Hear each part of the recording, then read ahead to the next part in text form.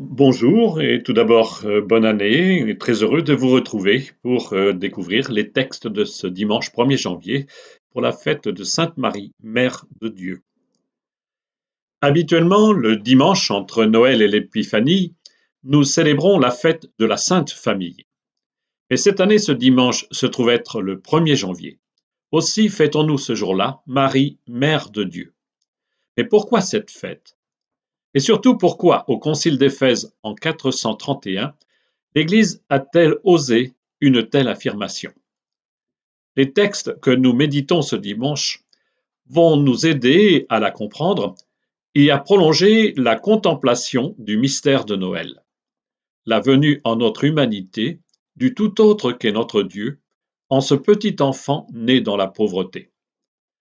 Cette naissance est bénédiction qui fait briller sur nous le visage de Dieu. Cela, nous l'entendrons dans la première lecture. Cette naissance est libération, et c'est Paul dans la deuxième lecture qui nous dira comment, par son Fils, Dieu fait de nous ses enfants. Enfin, nous retrouvons l'évangile de Luc entendu dans la nuit de Noël. Nous entendrons les bergers chanter la gloire de Dieu. Cet évangile nous dira aussi que Marie retenait tous ces événements et les méditait dans son cœur.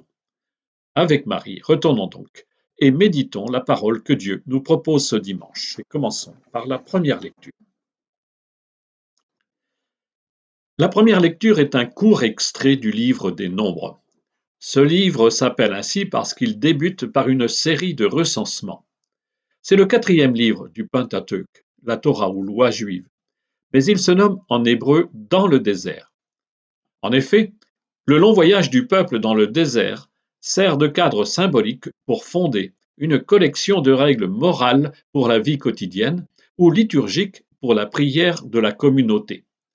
Le passage que nous lisons est justement une formule liturgique. C'est une prière de bénédiction, une sorte de rituel. Par ces paroles, les prêtres demandaient au Seigneur d'intervenir en faveur de son peuple. La première lecture se trouve dans le livre des Nombres, au chapitre 6, les versets 22 à 27. Le Seigneur parla à Moïse et il dit: Parle à Aaron et à ses fils, tu leur diras: Voici en quels termes vous bénirez les fils d'Israël. Que le Seigneur te bénisse et te garde. Que le Seigneur fasse briller sur toi son visage, qu'il te prenne en grâce.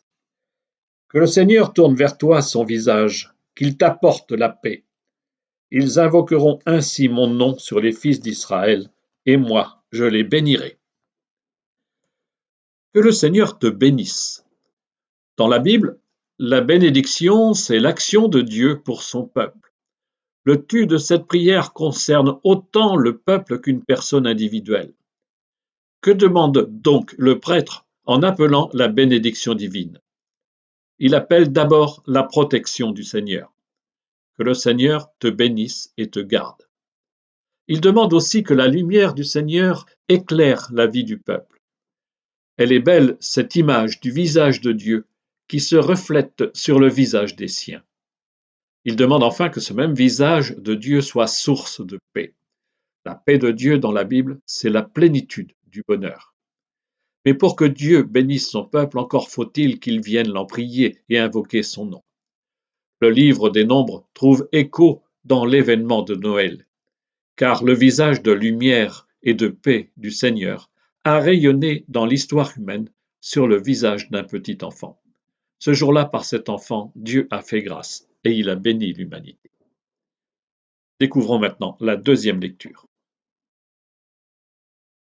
Dans la lettre aux Galates, d'où est tirée la deuxième lecture, Paul oppose la loi de Moïse, l'obligation de la circoncision en particulier, à la liberté que procure la foi nouvelle en Jésus-Christ.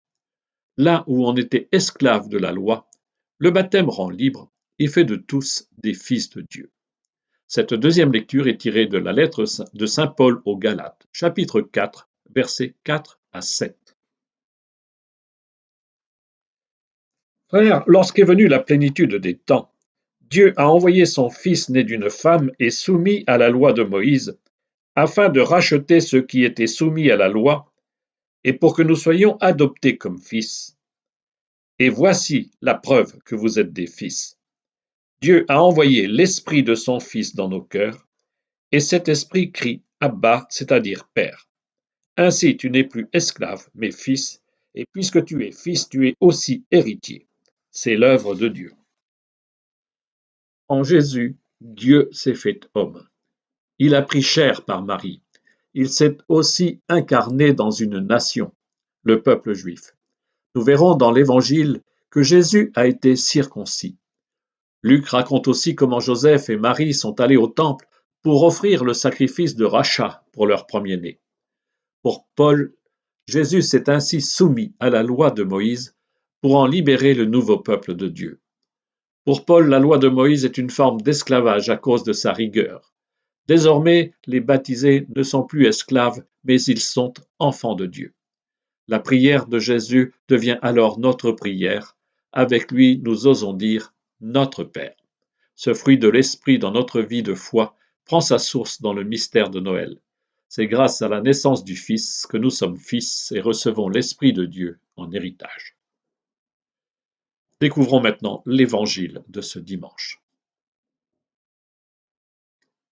Au cours de la messe de la nuit de Noël, nous avons écouté le récit de la naissance de Jésus que raconte saint Luc. Ce récit s'est achevé sur le chant des anges, gloire à Dieu au plus haut des cieux et paix sur la terre aux hommes qu'il aime. Avant que ne s'élève ce chant de joie devenu le nôtre, les anges ont averti les bergers d'une naissance merveilleuse et leur en ont donné le signe. Vous trouverez un nouveau-né emmailloté et couché dans une mangeoire. Mais le récit s'est achevé trop vite. Nous n'avons pas suivi les bergers jusqu'à la crèche. C'est donc la fin du récit que nous avons la chance d'entendre maintenant ce dimanche. Cet évangile se trouve chez saint Luc au chapitre 2, les versets 16 à 21. En ce temps-là, les bergers se hâtèrent d'aller à Bethléem, et ils découvrirent Marie et Joseph avec le nouveau-né couché dans la mangeoire. Après avoir vu, ils racontèrent ce qui leur avait été annoncé au sujet de cet enfant, et tous ceux qui entendirent s'étonnaient de ce que leur racontaient les bergers. Marie, cependant, retenait tous ces événements et les méditait dans son cœur. Les bergers repartirent. Ils glorifiaient et louaient Dieu pour tout ce qu'ils avaient entendu et vu, selon ce qui leur avait été annoncé. Quand fut arrivé le 8e jour, celui de la circoncision, l'enfant reçut le nom de Jésus, le nom que l'ange lui avait donné avant sa conception. Quelle chance donc cette année que le 1er janvier fut un dimanche. Il nous est donné la joie d'écouter jusqu'au bout le récit de la naissance de Jésus. Les bergers sont venus vers l'enfant et ils ont trouvé le signe. Les voilà devenus témoins de la nouvelle annoncée par les messagers du ciel. Aujourd'hui, dans la ville de David, vous est né un sauveur qui est le Christ, le Seigneur. Les bergers ont raconté ce qu'ils ont vu et entendu et les gens s'étonnent. Voilà donc les bergers devenus à leur tour les messagers de la bonne nouvelle. Ces bergers, c'est chacun de nous. Nous savons, nous, qui est cet enfant, et pourquoi nous pouvons affirmer haut et fort avec les anges qu'il est Sauveur, Christ et Seigneur. Si nous nous taisons, comment les gens pourraient-ils connaître le mystère et à tout le moins s'étonner, à défaut de partager pleinement notre foi? À cette époque, les bergers, ce sont des pauvres. Ils ont même plutôt mauvaise réputation. Ces pauvres sont devenus les messagers de Jésus. Et les voilà qui, à leur tour, chantent la gloire de Dieu. Leur chant rejoint celui des anges. Comme eux, les pauvres que nous sommes aujourd'hui reprennent le chant de joie des pauvres d'autrefois.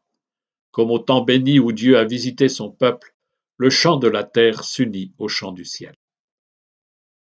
Marie, nous dit Luc, retenait tous ces événements et les méditait dans son cœur. La mère de Jésus aura à faire un long chemin pour entrer pleinement dans la foi. Elle retient et médite pour saisir le mystère, lumineux mais voilé, de cet enfant qu'elle a porté. La foi de Marie va naître peu à peu. Il faudra qu'elle vive l'incompréhension quand Jésus quittera Nazareth, la douleur de la croix, l'immense joie du matin de Pâques, et l'irruption de l'Esprit sur elle et les apôtres le jour de la Pentecôte, pour que Marie, comme tout disciple, passe aussi de l'étonnement, de la méditation des événements à la foi vive. Nous fêtons ce dimanche Marie, Mère de Dieu. Ces paroles ouvrent la deuxième partie du Je vous salue Marie. Sainte Marie, Mère de Dieu, priez pour nous. Comment osons-nous affirmer cela, qu'une simple femme, une créature de Dieu, peut être appelée Mère de Dieu? Les grands conciles de Nicée et de Constantinople avaient affirmé que le Christ est à la fois pleinement homme et pleinement Dieu. Quelques années plus tard, le concile d'Éphèse en 431 a voulu renforcer cette affirmation essentielle. Si Jésus est à la fois vraiment homme et vraiment Dieu, on ne peut séparer en lui et l'homme et Dieu. Il n'est pas un homme qui serait devenu Dieu après sa mort. Il n'est pas venu de Dieu en faisant semblant d'être devenu homme. Aussi, quand Marie a reçu de l'Esprit la grâce de porter cet enfant, c'est bien Dieu qui, en elle, a pris chair.